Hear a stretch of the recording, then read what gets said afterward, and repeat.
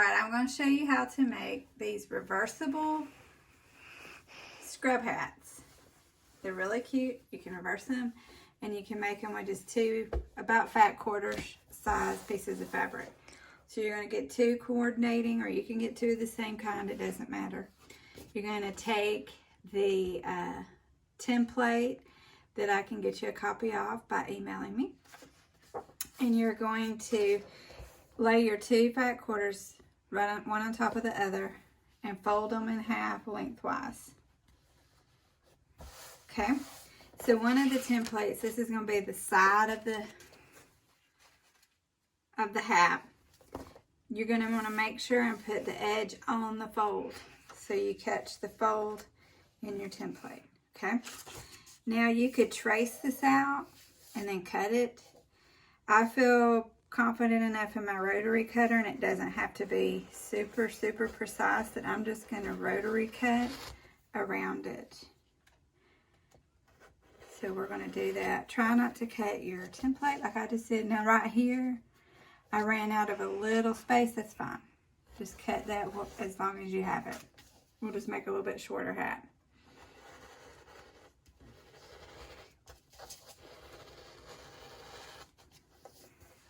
Okay, so I've got my two side pieces, one of each fabric, hopefully here. Yeah. All right, then you're going to open up your fabric because you only need one each of the top of the hat. We're going to just save as much fabric as we can, but look, make sure you're getting your under layer too, because this one is a lot bigger for some reason. So I'm going to scooch it over, and I'm going to carefully cut around the edge. Again, this is super forgiving, so you don't have to be ultra precise. I'm going to do this so I don't have to cut upside down. Line it back up and finish cutting. Again, you can trace it and cut it with scissors if you want, but ain't nobody got time for that. So, throwing away that junk there, folding this up, and then what's left, hopefully, out of these two, we can make the strap. You could if you sewed several pieces together, but I have some extra that I'm going to make the strap out of in a little bit. Alright, so we got our two main portions. What you're going to do, you can either mix and match these. On this one, I'm just going to make it the same print on one side. So what you're going to want to do is fold this in half. It's probably already folded in half. I shouldn't have unfolded it. Take a little fabric pin and mark your middle point. Fold your top of the hat and make a little mark there so you know where the middle is on both ends. Alright, and by the way, I want that middle mark up here on the top. Alright, so I'm starting, it's going to make kind of the U shape. That's going to match up with my middle point here, and I'm going to start pinning. I'm going to get my pins and be right back. Okay, I've got my pins, and I'm going to start pinning at our middle points, right sides together. And this is a curve. Don't be scared. You're just going to have to walk it around, matching your points. You'll do the same thing when you're sewing it. Once you get the hang of this, you can sew it without even needing the pins, but I would recommend having it the first time. So I'm going all the way down, pins about every 1.5 inches or so. Okay, we're going to sew both sets. Here's how it looks when I pinned it, just so you can see. It looks funky, but it'll work. So we're going to start at the far end. I'm using a 1/4 inch seam allowance. I am going to back stitch. And just, it's a little bit slower process because you stop and take your pins out. But you're just keeping the edge against I have a 1/4 inch guide here, so I'm just keeping my edge against the guide. We're going to go all the way around on both ends of that. Okay, so I have sewn both little U-shape tops, and we're going to turn them right side out. You can start to see the shape coming out. So what we're going to want to do is put right sides together. And we're going to sew together just the rear of the hat. So I'm kind of matching these two seams up. Okay, so I'm putting a pin where that seam is, loosely following the edge of the back of the hat back around to the second seam. I'm kind of nesting them. If you're a quilter, you may know what that means. I've just got my seams going opposite directions, so they kind of butt up next to each other. And then I'm going to start at this corner. Again, a 1/4 inch seam allowance. And I'm going to sew straight across the back of my hat. Okay, so I've sewn these seams together. Alright, so we've sewn the back edge of the hat. So when you open it up, it looks kind of funky. But what we're going to do is tuck one side into the other, and you'll start to see the hat come back to life here. Now, nothing has to totally match up, because you're going to see in a minute how the binding strip actually will put your hat together.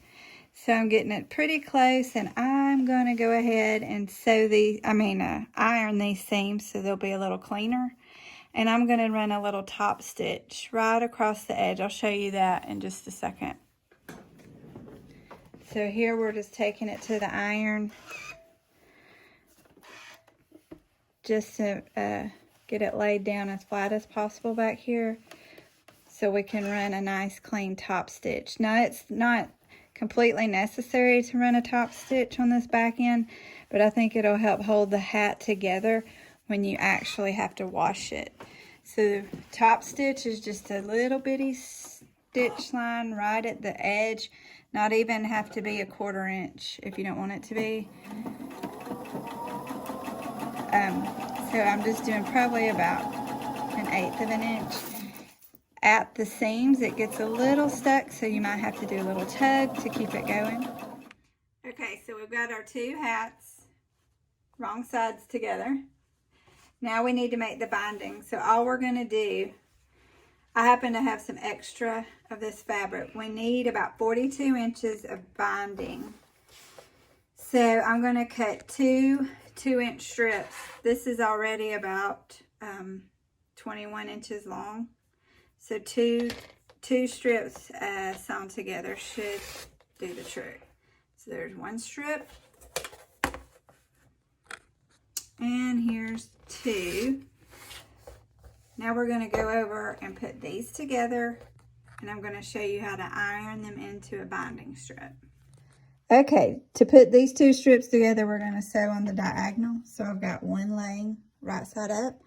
I'm going to go at a 90-degree angle with the right side down, and we are going to sew a 45-degree line right through here. So if you'll line up your little corner on a middle line, if you have that, otherwise just eyeball it. And watch the magic when you take it out. It's a straight line. Oh my word, and I almost lined it up perfect. That never happens. So we're going to cut off this extra behind our seam, and I'm going to iron the seam open. Sorry, I just hurt my photographer. All right. So carefully iron your seam open so it won't get too bulky. All right. Now, just like we were doing quilt binding, we're going to first iron this in half all the way down.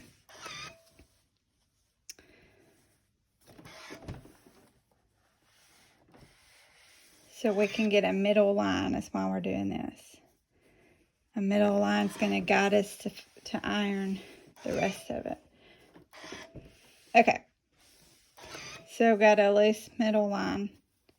Now, I'm going to open it back up and we're going to fold the top end to our middle line and the bottom end to our middle line. They have little bias tape makers that'll kind of pull your little strip through and make this process easier. On quarantine, I'm not going to be able to get one of those anytime soon, I don't think. So we're going to do it the old-fashioned way. And we're going to make it this way since we don't need a whole ton. You can also, I bet at Walmart you could find some pre-packaged bias tape. That would work if it coordinates with your fabrics good enough, which is rare. So, all right, so we've ironed down towards the middle. Now we're going to close her up with one more iron. This probably takes as long as the whole hat to do. So if you get to make several of these with the same fabric, it might be worth your time to just sit and do it for a while. All right, so we're just making a little V pocket, and we're going to sit our hat in that in just a second. Okay, so now we're going to go to the sewing machine. One little trick before we finish, we want this end to be finished, so I'm going to just simply fold the end in and stitch that down really fast. I'm going to back stitch. I kind of started away from the edge so that your machine doesn't eat it. You know how that can happen if you're stitching something small. Both ends. I'm just folding in just a little bit. This will give us a clean edge when we're done.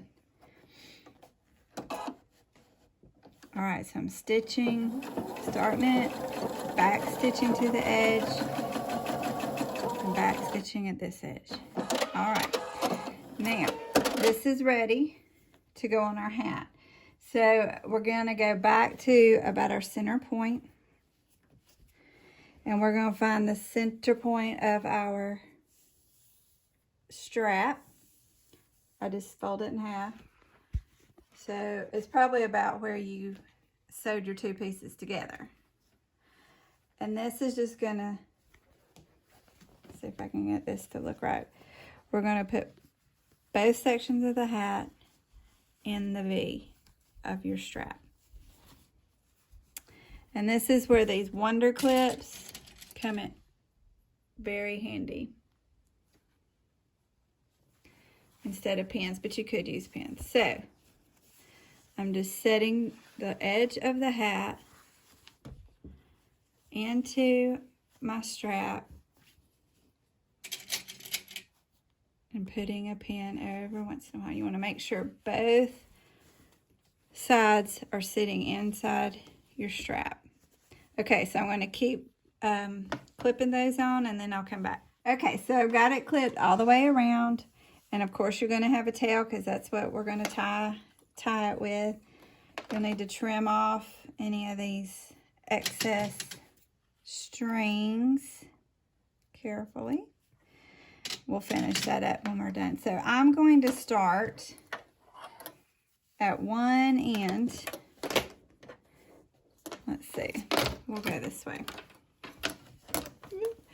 And again, this won't allow probably for your 1/4 inch seam. You're going to want to get a little bit closer in, probably more like 1/8 of an inch, because you want it on the edge if you can. I did back stitch. Make sure everything stays tucked in, and we're just closing up this little channel that we had made to put our hat edges in. All right, I'm coming to our first. Help it out a little bit because it's all got caught in my guide. Okay. To stay close to the edge, this will be a seam that shows, so if you can keep your stitching as straight as possible, it's just going to look better. I'm staying close to the edge, but not so close that I miss catching it on the back side of my hat. So be aware that what you're seeing on this side is also what's happening on the back. Okay, so we have gone all the way around the edge, and we're done.